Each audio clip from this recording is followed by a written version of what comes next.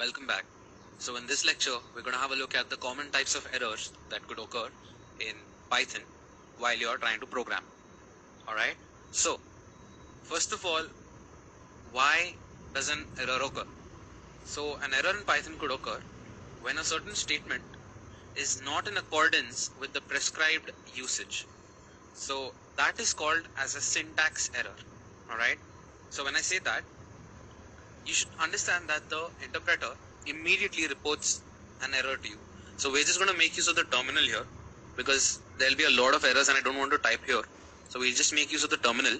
We'll enter into Python by writing py and we're in. Alright, so now let's look at the first type of error, which is your syntax error. So as you know, in order to print hello world, we had entered in these brackets, right? So if I don't write the brackets and I just write print hello and I hit enter, as you can see, it's saying that we have a syntax error. So syntax error is that kind of an error where the certain syntax is missing. Like as you can see, it's saying, did you mean this? So that is a syntax error. Then comes index error. So index is something that will be used in a list. So don't worry about what a list is. I'm going to just make a list here, but list is basically a list of numbers or anything. So like for example, we have a list which has 1, 2 and 3. So in a list, this value is the 0th position, this is the first position and this is second. Okay, so if I asked for the third position, alright, so if I'm going to write L and to ask for a third position, I enter these brackets with this value here, 3 and enter. So as you can see, it's saying index error, the list index is out of the range. So the range only occurs between 0, 1 and 2, but I'm asking for the third value, that's why it's saying index error. Okay, then comes module not found error. So this occurs when a module is not found. You'll understand how you can import certain modules in Python. So when you enter the wrong name of a module, it will say module error not found or module not found error basically. So let's import not a module. Enter. As you can see, it's showing us module not found error. So that's the module not found error. Similarly, you have something called as dictionaries. It's kind of the same as lists, but instead of just having values, you have key inside it. You have a key inside it. Like in this case, 1 is the key and the value for 1 is QWE, for example. Then I have a second key which is, let's say, 2, and the value for 2 we'll assign as this, and let's shut our dictionary.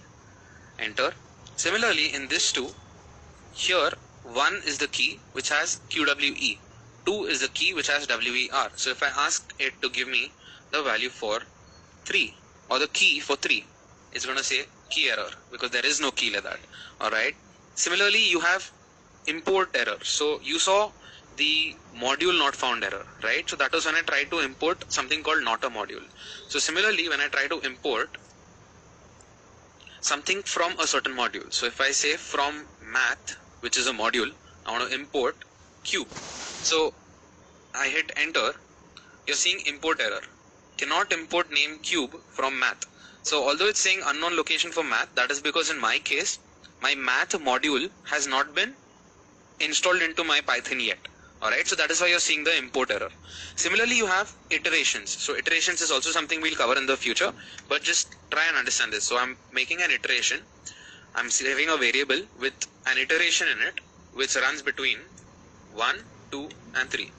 Alright, superb. Now you can run through an iteration by just saying next and then entering the variable in which the iteration is stored. So I hit enter, as you're seeing it's showing you 1. Similarly, if I do the same thing again, it's saying 2. Now again I'm going to do next iteration, it's going to say 3. Now evidently there's nothing after 3, but if I run next iteration again, it's going to say stop iteration. So this is the stop iteration error, where the error is thrown when your next function is going beyond the number of items that are there inside iterator. Then comes your type error. So what is a type error? So you know that we have strings, right? So when I say strings, for people who don't know what strings are basically anything that is not a number. So like ABCD is a string, or even 1, 2, 3 could be a string if declared in that manner. So to declare a string, you use either a single inverted comma with anything inside it, and closed with another single inverted comma, or double inverted comma, whatever you want, and double inverted comma. Alright, so evidently I can also declare a number as a string. Okay, but if I try to add a string to a number like this, it's going to say type error. So that is because you're trying to concatenate. Concatenate basically means put together a string and an integer, right? So even in the English language, I can't ask you to add a plus 12. Alright, so for Python it looks at this as a string. It doesn't care if it's 12 or not. Okay, so that is why your type error comes in. Similarly, you have value error, and which is thrown to you when a function's argument is of inappropriate types. Alright, so like if I say integer xyz, now evidently xyz is not a number, right? And I hit enter, you're seeing value error. So this is where value error comes in. Alright, then comes name error. So if I've declared, or I'm trying to declare a variable which doesn't exist, so like if I write age, you're seeing name error, name age is not defined. Okay, so we declared it here, right? So if I write it, it's saying that it's a list operator, alright, a list iterator, sorry.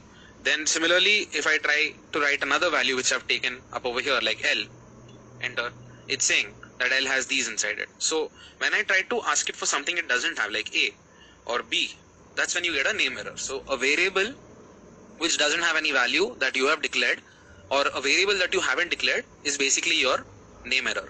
Similarly comes your zero division error, which is if you try to do x is equal to 100 divided by 0. Obviously this is going to be infinity, right? So if I do this, it's saying zero division error, which basically means you're trying to divide something by 0 and you're obviously not going to get that. Okay, then you have a keyboard interrupt error. Okay, this is the last type of error, which is commonly something that you could come across. The keyboard interrupt error is basically something that is thrown when the user hits the interrupt key.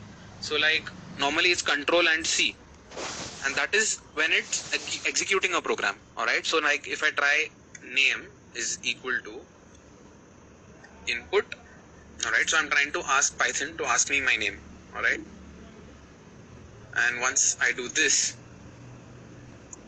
okay, sorry, name input is not defined, alright, so that's because I wrote IMPUT input, so it's asking me for my name. Alright, so if I'm trying to hit Control C,